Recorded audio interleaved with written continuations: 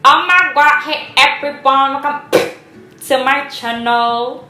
It's been a while, you guys. First of all, let me introduce myself, especially for those of you that may be new on my channel. Nama aku Nadia Bianca, aku dari Fakultas Kedokteran Universitas Udayana, angkatan 2016. Dan hari ini aku mau buat video tentang tips and trick lulus UKM PPD, one shot for both OSCE dan CBT. Aku mau ingetin dulu teman-teman di awal kalau di video ini aku nggak di-endorse atau dipaksa oleh pihak manapun, tapi ini bener-bener pure karena aku mau sharing.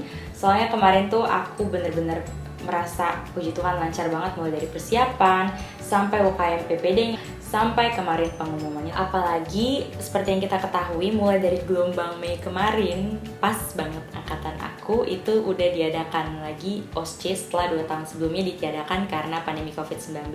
Jadi semoga video ini bisa sedikit banyak membantu teman-teman yang mau UKM PPD di gelombang-gelombang berikutnya. Dan nanti di akhir video aku akan tunjukin progres aku mulai dari persiapan sampai dengan pengumuman kelulusan kemarin.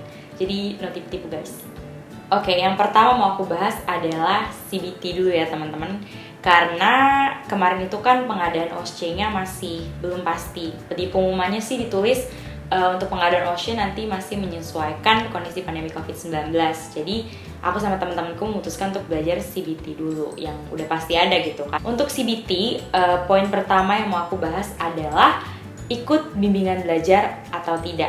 Nah, untuk masalah ikut bimbel atau tidak itu menurutku balik ke pribadi masing-masing teman-teman. Menurut kalian itu kalian butuh atau enggak? Kemarin itu aku sama teman-teman aku, kita mikirnya karena kita kan baru pertama kali UKM PPD ya, dan kita tuh nggak kebayang gitu loh soal UKM PPD tuh kayak gimana sih. Kan materi kedokteran banyak banget ya guys, dari preklinik sampai selesai koas. Jadi kita kayak udahlah ikut bimbel aja kali ya.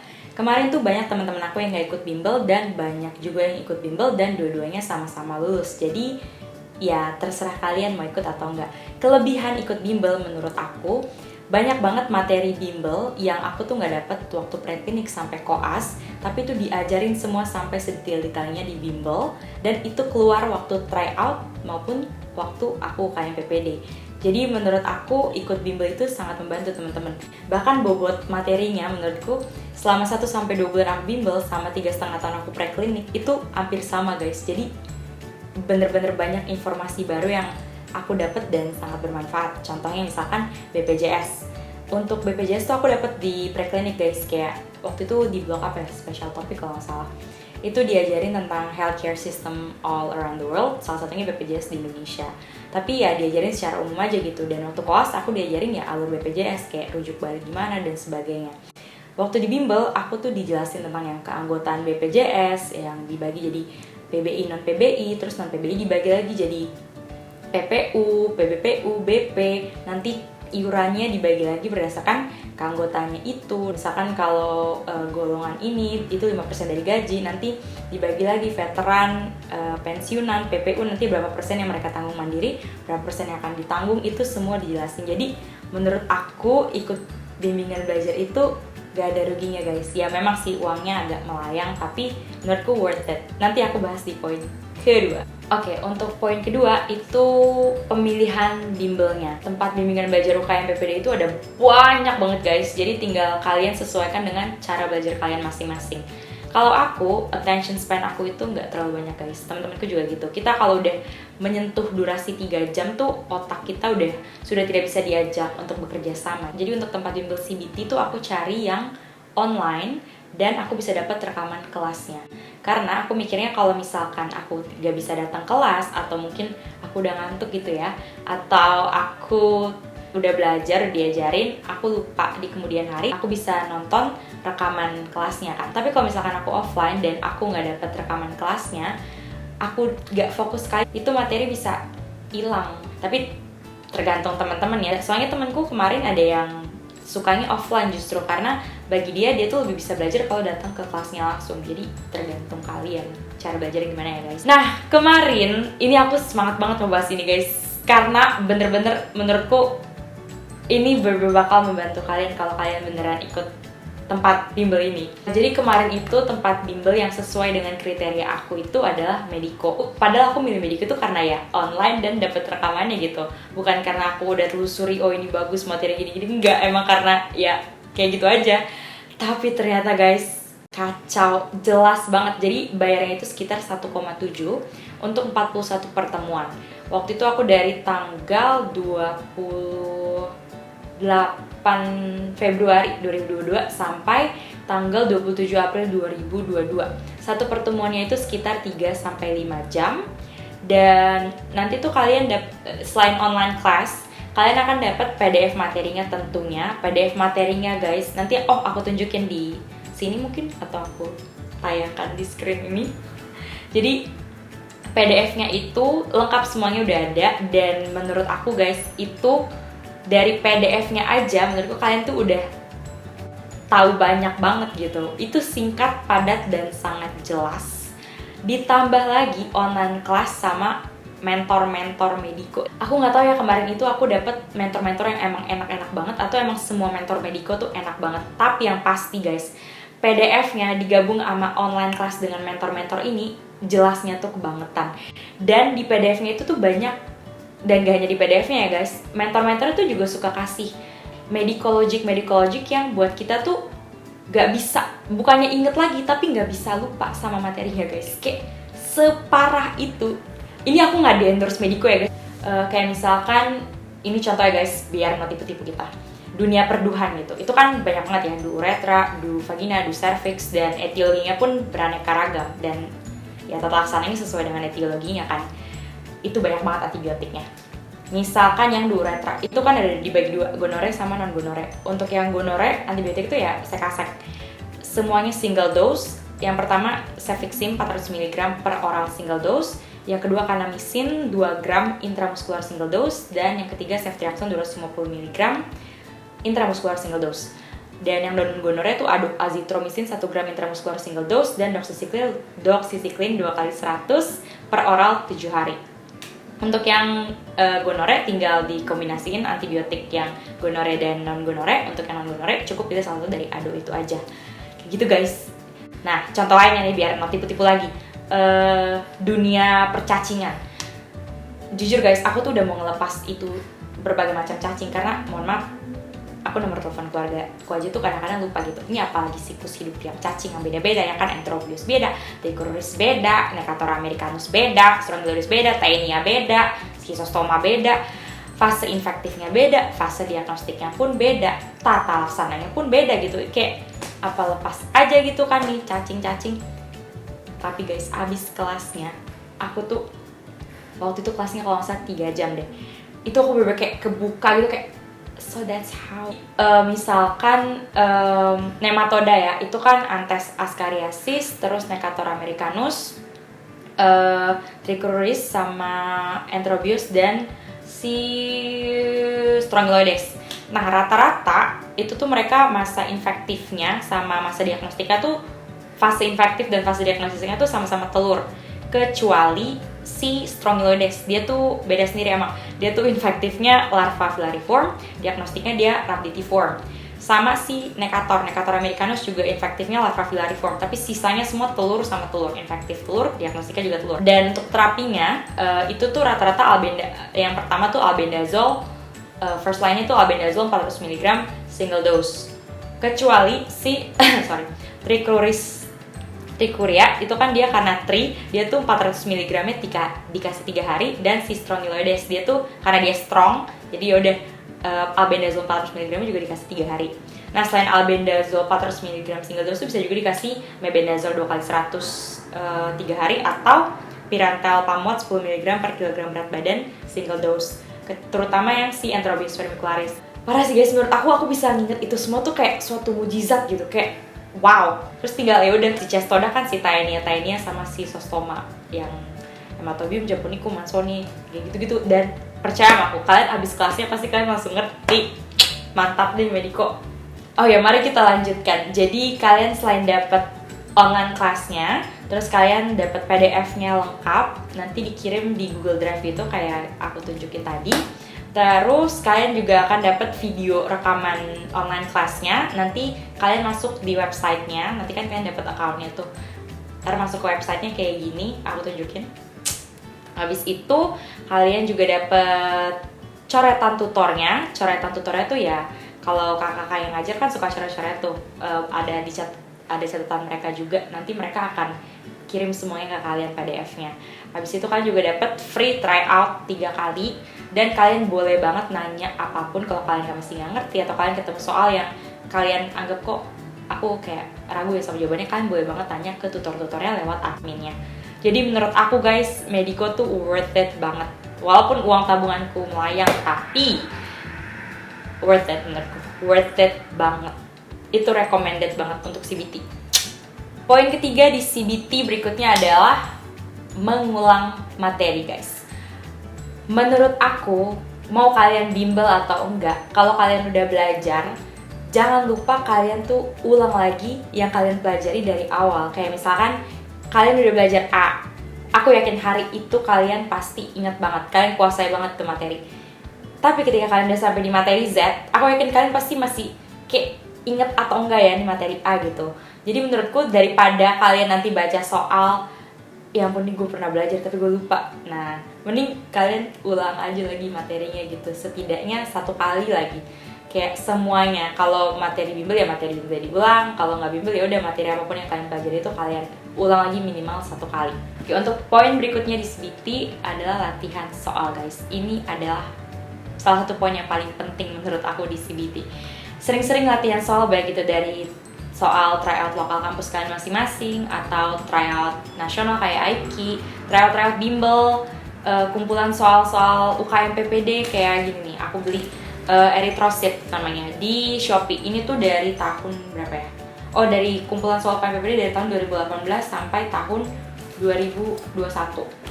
Ada 3 buku ini di shop. Ini aku nggak di endorse ya guys. Ini beneran kemarin aku beli ini. Ini harganya 210.000 3 buku, maaf ya agak barbar. Isinya kumpulan soal UKM PPD dan ada kunci jawabannya juga. Tapi menurut aku kunci jawabannya tuh banyak banget yang sepertinya masih mengikuti pedoman yang dulu kayaknya ya. Jadi kayak banyak yang kok aneh gitu. BTW pastiin kalian waktu ngerjain semua tryout itu tuh jangan sampai lihat catatan atau nanya temen ya guys, biar kalian bisa lihat nih kayak dengan ilmu gue yang segini bisa nggak gue lewatin KKM UKM PPD gitu kan. Nah, kemarin tuh waktu aku udah selesai kayak ngerjain TOTW ini kan aku kayak bahas gitu sama teman-teman aku, yang kebetulan teman-teman aku tuh bimbelnya beda-beda sama aku. Jadi kadang-kadang kita suka bertukar informasi dan kita setuju banyak banget di sini yang kuncinya tuh agak gimana gitu. Jadi kalian kalau ngerjain ini ya udah kalian sebagai contoh soal UKM PPD aja, jawabannya kalian kalau bisa tuh ajak teman kalian untuk diskusi untuk nyocokin jawabannya. Jangan berpatokan sama ini. Dan selain untuk evaluasi kemampuan kalian, menurutku latihan soal tuh bener-bener bisa ngajarin kalian banyak hal baru guys. Apalagi soal-soal tryout bimbel dan tryout nasional kayak IPKI gitu ya. Itu kan soalnya sangat tricky dan kadang-kadang juga waduh apa nih kayak gue gak pernah denger sebelumnya. Nah dari situ kalian bisa kayak cari dan kalian jadi tahu. Kayak misalkan kemarin aku tuh ada soal di mana ya aku lupa. Pokoknya dari aku baca soalnya dulu kayak ditanya apa gitu. Oh, diagnosis. Oke, aku baca kasusnya dari awal. Oh, aku tuh ini pulmonary hypertension.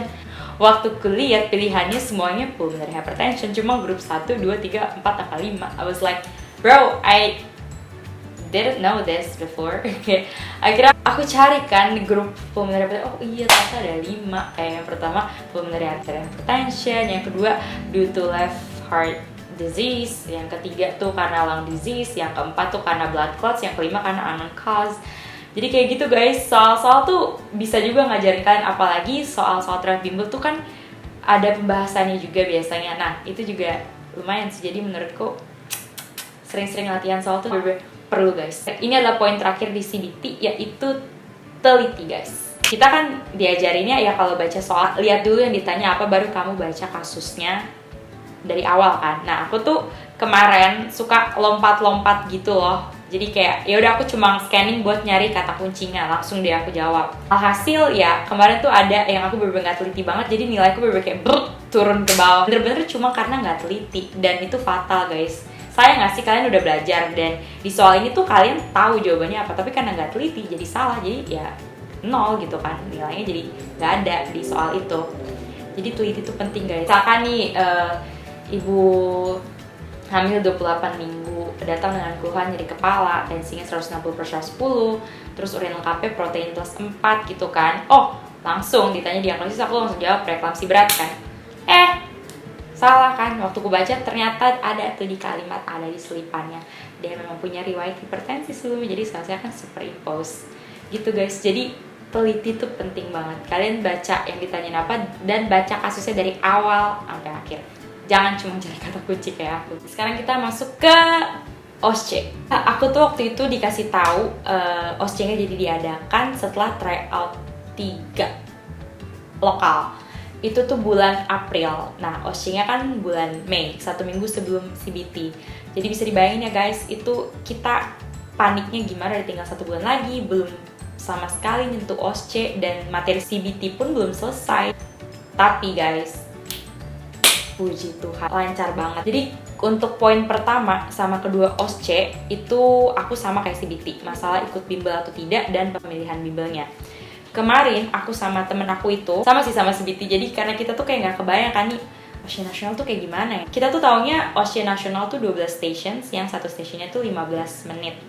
Itu udah dari anamnesis sampai KIE kan, lengkap semuanya. Di kampusku OSCE paling banyak itu 7 station. Itu pun OSCE yang reguler, yang satu station cuma 5 menit. Kalau yang kayak OSCE nasional gitu, itu tuh kita OSCE kompre itu cuma 2 stations. Jadi kayak gak kebayang gitu loh guys, nih 12 station, satu station 15 menit, lengkap dari anamnesis sampai KIE. Nyambung gak ya nih otak kita, kayak 12-12-nya tepat gitu diagnosisnya. Semuanya tepat dari anamnesis, pemfis, usulin DD, usulin penunjang, tegakin diagnosis, resep sama KIE tuh tepat gak ya semuanya 12-12-nya. Jadi kita kayak udah mau ikut bimbel aja, karena kita juga butuh alatnya guys, yang paling utama untuk prakteknya kan. Sebenarnya kayak kateter, infuser gitu-gitu kan ya bisa lah ya beli sendiri, tapi untuk manekin kan nggak mungkin ya bun, bisa bangkrut itu. Nah untuk OSCE tentunya bimbelnya yang offline dong ya kan, kita mau praktek. Kemarin itu aku sama temen-temenku mau ikut Mediko lagi, tapi ternyata Mediko itu di Semarang, aku kan di Bali. Jadi waktu tanya teman-teman yang lain, mereka rekomendasiin Lactus. Dan puji Tuhan banget sih guys, teman-temanku ngerekomendasiin Lactus untuk OSCE. Kemarin itu aku bayarnya 600.000 karena lagi diskon. Awalnya tuh aslinya 1, deh kalau nggak salah. Jadi kita berempat cuma bayar 600.000. Itu untuk 8 pertemuan. 8 pertemuan itu satu pertemuannya 3-5 jam dan kelasnya offline tentunya. Dan nanti kalian dapat buku ini guys. Ini buku ya. Selain aesthetically pleasing, ini cetakannya bagus banget guys, betul tuh. Kuat kayak mantep. Ini tuh singkat, padat dan jelas banget guys. Bener-bener isinya tuh nggak bertele-tele. Kayak ini emang kelihatan tebel kan, tapi itu isinya singkat-singkat banget. Kayak misalkan tindakan gitu ya. Ya udah, tindakan ini pokoknya nanti tujuannya ini. Nanti kamu tindakannya kayak gini, kamu tinggal KIE pasiennya gini, kamu resepnya cukup kasih ini. Kayak gitu guys. Jadi cukup bawa buku ini ke tempat bimbel, itu udah sangat cukup menurut aku. Kakak mentornya tuh bener-bener baik banget. Jadi kalau misalkan ada tindakan yang gak ada di sini dan kalian mau tanyain, ya kakaknya dengan senang hati mau ngajarin gitu loh. Dan kalau misalkan kalian ngerasa di kelas tuh kayak nggak cukup gitu prakteknya, kalian mau praktek lagi, itu kalian tinggal bilang ke kakaknya, nanti kalian boleh pinjem ruangan sama manekin-manekinnya. Jadi kayak very worth it. Kemarin yang waktu aku itu yang ngajar tuh kakak-kakak kelasku dari Udayana dan Warma Dewa angkatan 2014. Jadi angkatan yang terakhir ikut OSCE UKM PPD sebelum pandemi itu guys. Jadi selain mereka ngajarin kita materi, mereka juga sharing kayak kemarin tuh mereka OSCE tuh kayak gimana, efektifnya tuh kayak gimana, dan kesalahan mereka tuh apa aja biar kita nggak ngulangin gitu. Jadi untuk teman-teman yang di Bali, untuk OSCE aku lumayan rekomen Lactus.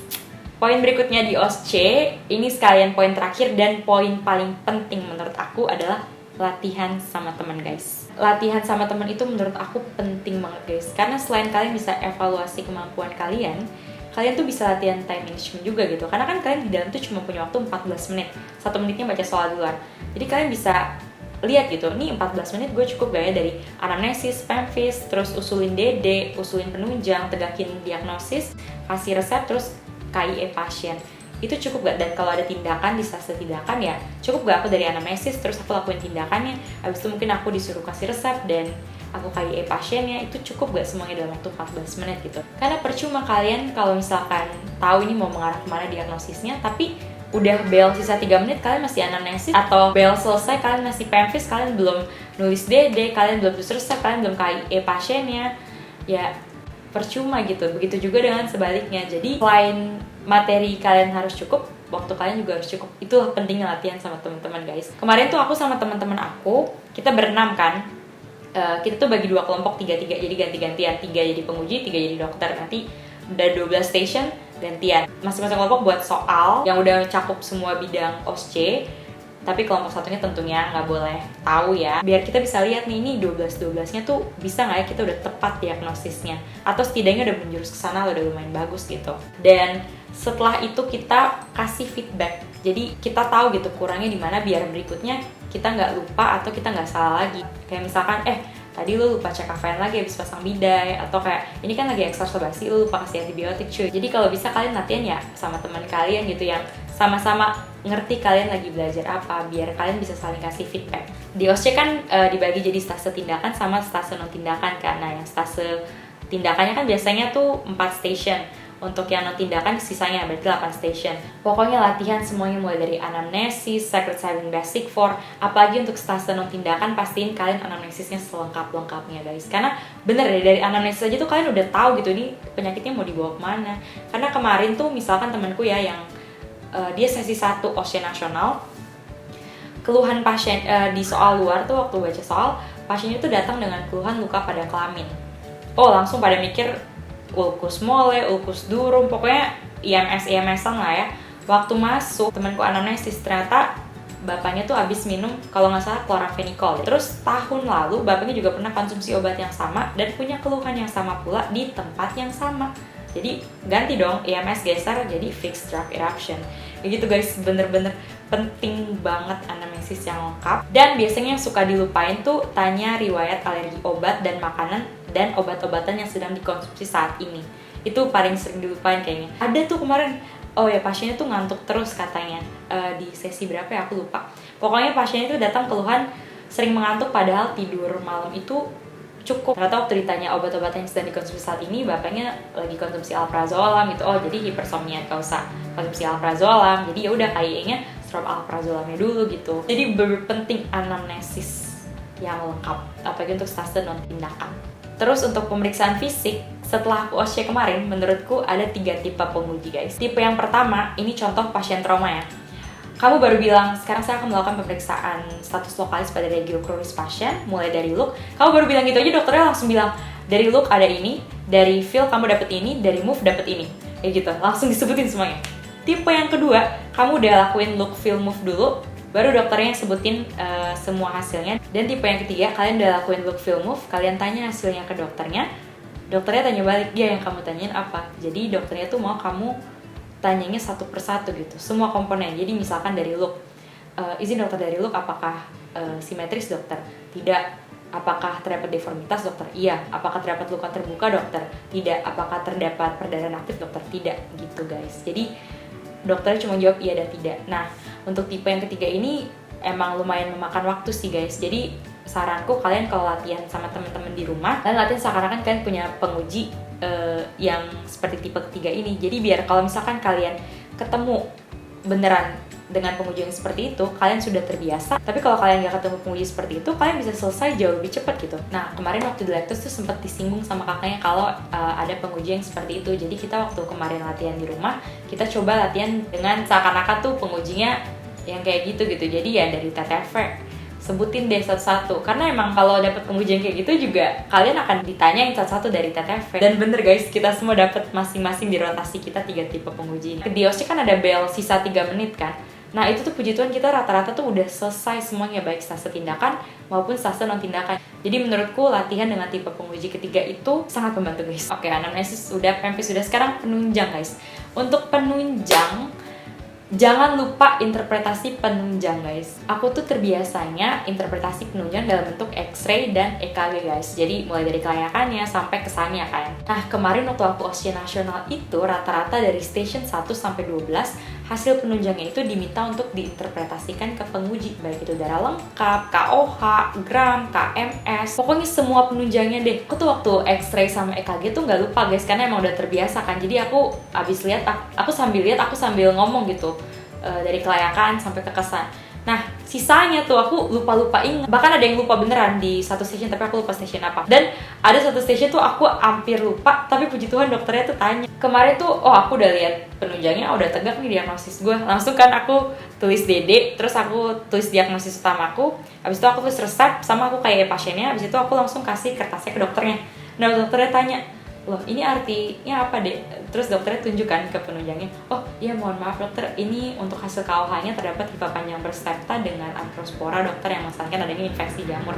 Maka diagnosis saya tinea pedis dengan DD, dermatitis kontak alergi sama dermatitis kontak iritan kan. Terus kayak itu aja tuh dokternya nanya, kalau dokternya yang nanya aku lupa 2 station jadinya. Pokoknya jangan lupa untuk latihan interpretasi, baik itu darah lengkap, fungsi hati, fungsi ginjal, lipid profile, KOH, Zang, gram, semuanya tuh jangan lupa. Semuanya dibiasain biar gak lupa, karena emang ada poinnya guys. Emang disuruh gitu lakukan interpretasi hasil penunjang ke penguji. Kalau kalian gak lakuin ya udah, itu berarti poin kalian 0 kan. Tapi ada juga station yang gak ada penunjangnya sama sekali guys. Kayak kemarin waktu di station mata, aku yakin banget itu episcleritis, karena waktu anamnesis keluhan pasiennya itu matanya merah, tidak ada sekret sama sekali, dan nyeri hanya kalau di kucek atau ditekan aja. Episcleritis, scleritis, atau konjungtivitis, itu sih yang ada di pikiranku waktu anamnesis. Terus waktu aku periksa visus normal, ya udah nih bener antara episcleritis, scleritis, atau konjungtivitis. Tapi aku lebih ke episcleritis karena dari anamnesisnya lebih mengarah ke episcleritis gitu. Terus waktu aku periksa segmen anterior, dikasih gambar kan sama pengujinya.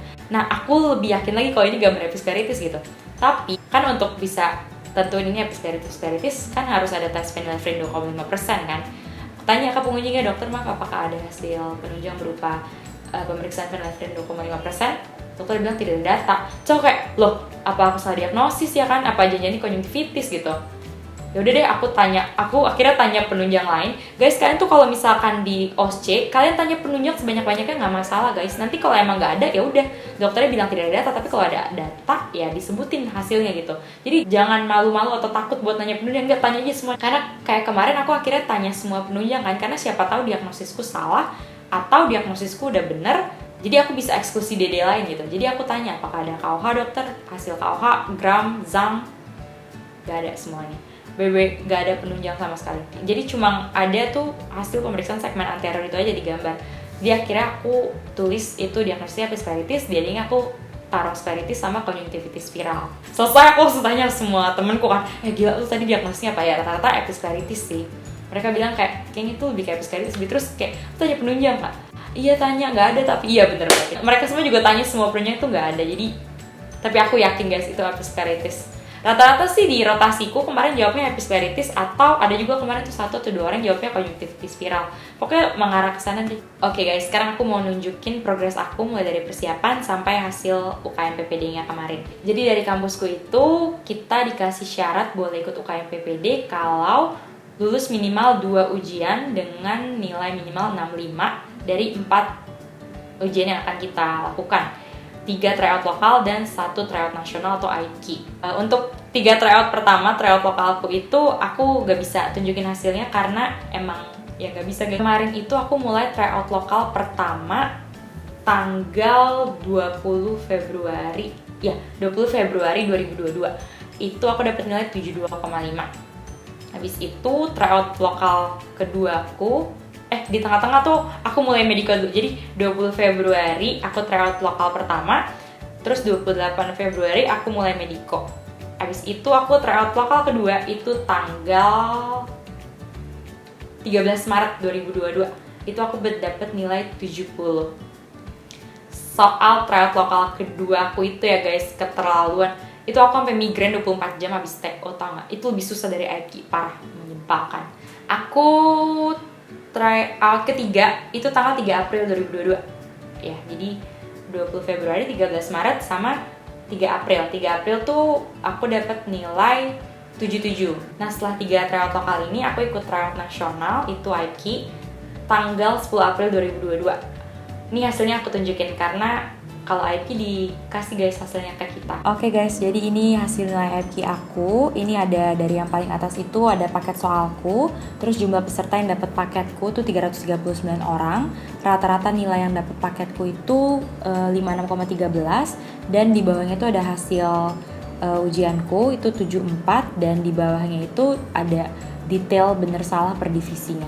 Dan puji Tuhan berarti dari sini aku udah memenuhi syarat untuk boleh ikut UKM PPD, dan tentunya aku tetap belajar CBT karena emang materi CBT ku belum selesai dan aku harus belajar lagi karena bisa dilihat ya rata-rata TO ku tuh masih sekitaran 7 gitu guys, dan setelah aku KKM UKM PPD tuh 66.